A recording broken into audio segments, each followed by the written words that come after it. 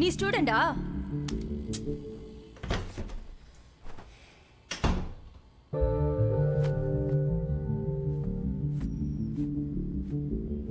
சொல்லு, நீ +2 ஸ்டூடெண்டா?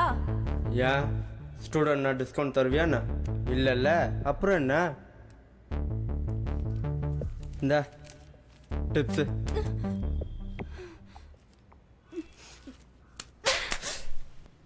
ஏண்டா +2 ஸ்டூடண்ட்ஸ்க்கு பப்ளிக் எக்ஸாம் நடந்துட்டு இருக்கு, அவ உயிரை கொடுத்து எக்ஸாம் எழுதிட்டு இருக்கா, நீங்க வந்து ஏய் அத கேக்க நீ யாரு? சாவடிச்சுற என்ன பண்ற விடுறீ?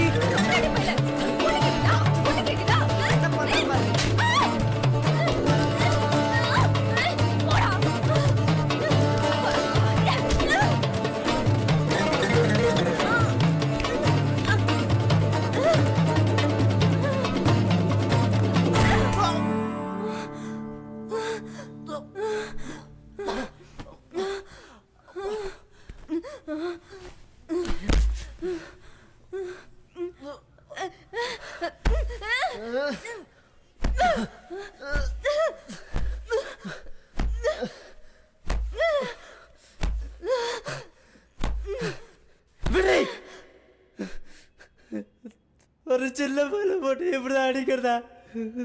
என்னது சின்ன பையனா? நல்ல கடாமாடு மாதிரி வளர்ந்துருக்க. என் வாயில நல்லா வருது. உன் அப்பா அம்மா உன்னை படிக்க வைக்கிறதுக்கு எவ்வளவு கஷ்டப்பட்டிருப்பாங்க.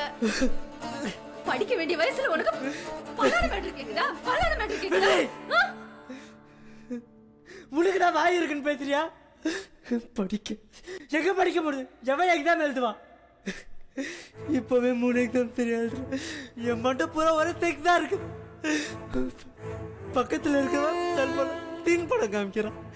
இதோ இந்த பக்கம் இருக்கிறவன் ஸ்கூல் யூனிஃபார்ம் தொட தெரியற மாதிரி போட்டு மூட ஏத்துறான்.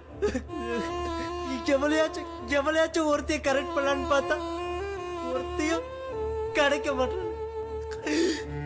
எல்லாம் தெளிவா இருக்காளுங்க. நாய் மாதிரி அலைய வைக்கிறேன். வீட்டுல ரோட்ல கிளாஸ் எங்க போனாலும் எப்படி இருக்கு தெரியுமா உனக்கு? பெருசா பேசுற.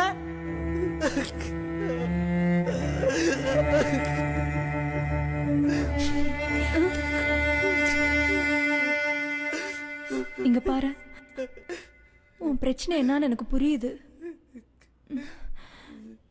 இதே டிஸ்டர்பன்ஸ் உனக்கு மட்டும் இல்ல, உன் கூட சேர்ந்து கூட இருக்கிற ஸ்டூடெண்ட்ஸுக்கும் தான்.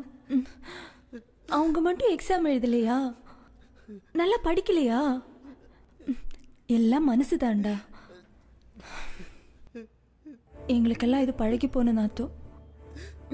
உன்ன மாதிரி சின்ன பசங்களுக்கு எவ்வளவோ எதிர்காலம் இருக்கு.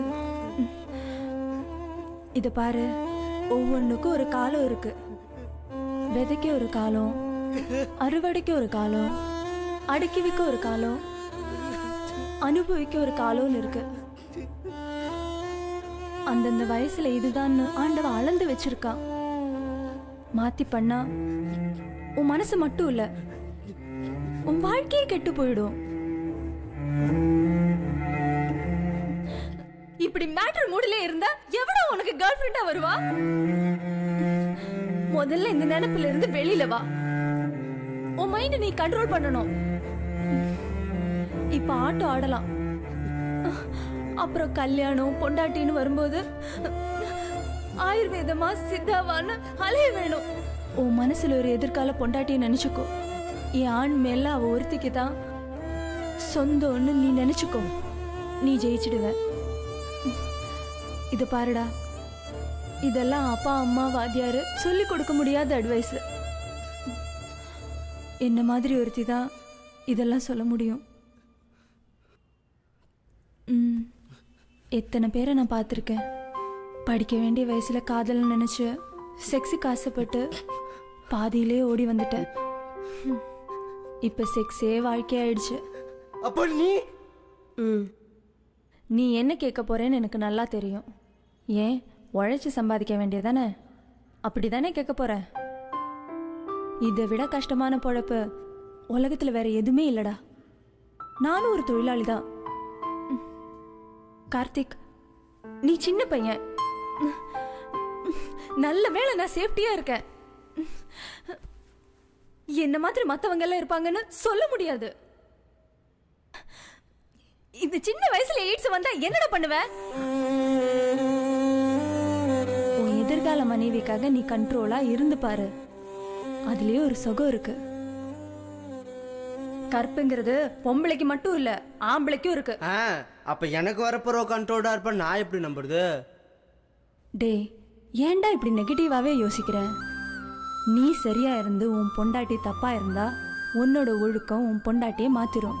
ஆனா பொண்டாட்டி சரியா இருந்து நீ தப்பா இருந்தா உன் பொண்டாட்டியும் தப்பாயிடுவா.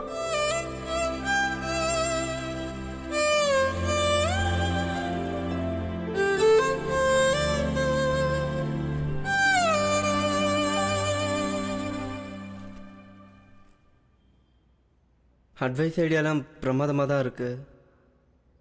ஆனால் என்னால் தான் ஃபாலோ பண்ண முடியுமான்னு தெரியல. இன்னும் 2 மணி நேரத்துக்கு ரூம் இருக்கு. நான் போனதுக்கப்புறமா நீ கிளம்பிப்போ. கார்த்திக், தயவு செஞ்சு படிக்க வேண்டிய வயசுல இந்த மாதிரி தப்பெல்லாம் பண்ணாதடா ப்ளீஸ்.